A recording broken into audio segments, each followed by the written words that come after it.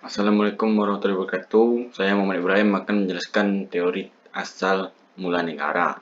Berdasarkan pemandangan barat, teori perjanjian masyarakat, teori ketuhanan, teori kekuatan, teori patriarkal, teori organis, teori patrimonial, teori alamiah, teori historis berdasarkan pandangan pemikir Islam, Ibnu Abi-Rabi, Al-Farabi, Al-Mawardi, Imam Ghazali, Ibnu Khaldun.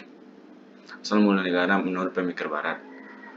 Ada 8 sarjana yang menganut teori perjanjian masyarakat antara lain Richard Hawker, Hugo de Groot, Benedictus de Spinoza, Samuel Pufendorf, Thomas Hobbes, John Locke, Jean-Jacques Rousseau, Immanuel Kant. Teori perjanjian masyarakat berdasarkan atas paham bahwa kehidupan manusia dipisahkan dalam dua zaman, yakni zaman sebelum manusia bernegara dan zaman sesudah manusia memasuki hidup bernegara, atau zaman yang disebut Melamed sebagai Stadtlosen, Zustand dan Stadtzustand. Teori yang kedua adalah teori ketuhanan. Ketuhanan ini memperoleh bentuknya yang sempurna dalam tulisan sarjana Eropa di abad pertengahan yang menggunakan teori ini untuk membenarkan kekuasaan raja-raja yang mutlak. Kaum monarch, yaitu mereka yang berpendapat bahwa raja yang berkuasa secara tirai dapat diturunkan dari mahkotanya. Teori ketuhanan terbagi dalam dua bagian, yaitu teori ketuhanan langsung, teori ketuhanan tidak langsung.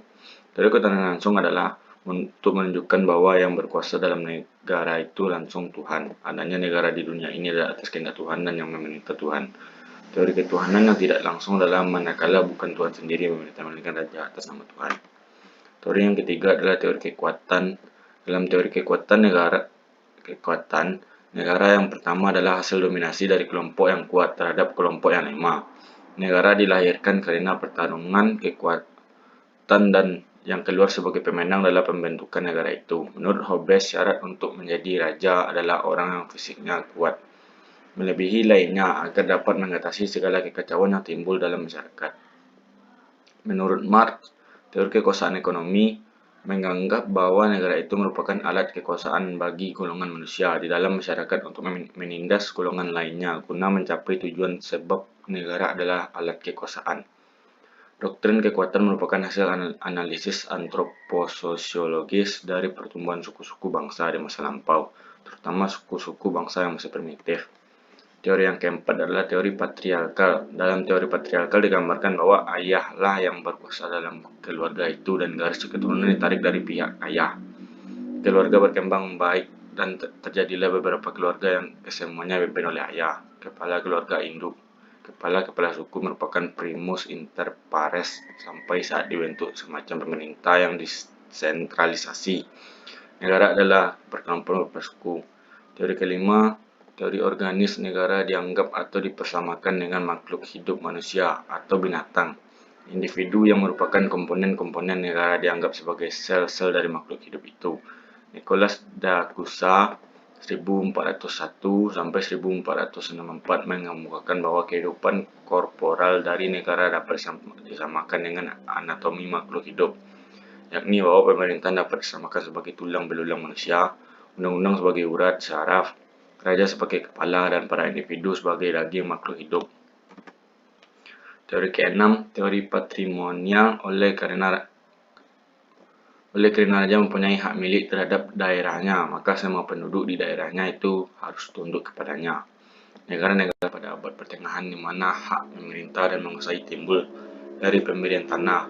Jika perang sudah selesai dengan kemenangan si raja, maka sebagai tanda jasa para bangsawan yang ikut membela dan membantunya mendapat sebidang tanah.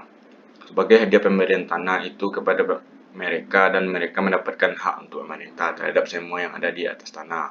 Teori ketujuh, teori alamiah, yang mengemukakan teori ini adalah Aristoteles. Menurutnya negara adalah ciptaan alam.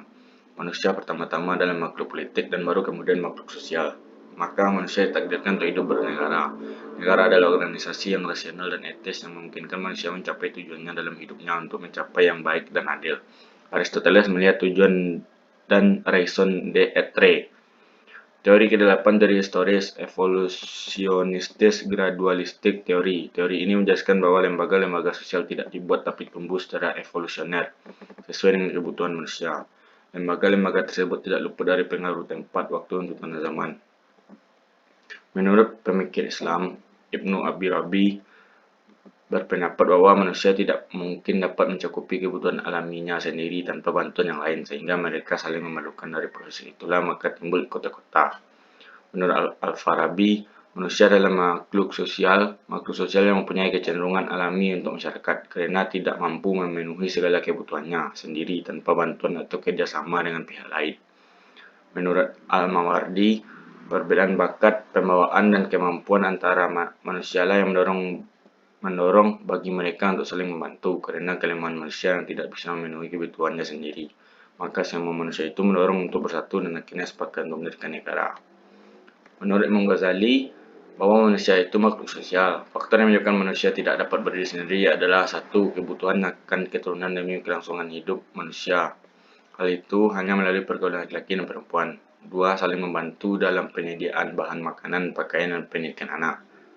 Menurut Ibnu Khaldun, organisasi kemasyarakatan merupakan suatu keharusan bagi hidup manusia. Manusia hidup perlu makan, dan untuk aman, dia harus bisa membela diri dari makhluk hidup lainnya. Maka kedua faktor tersebutlah mengapa organisasi kemasyarakatan merupakan suatu keharusan bagi hidup manusia. Itu saja yang dapat saya jelaskan.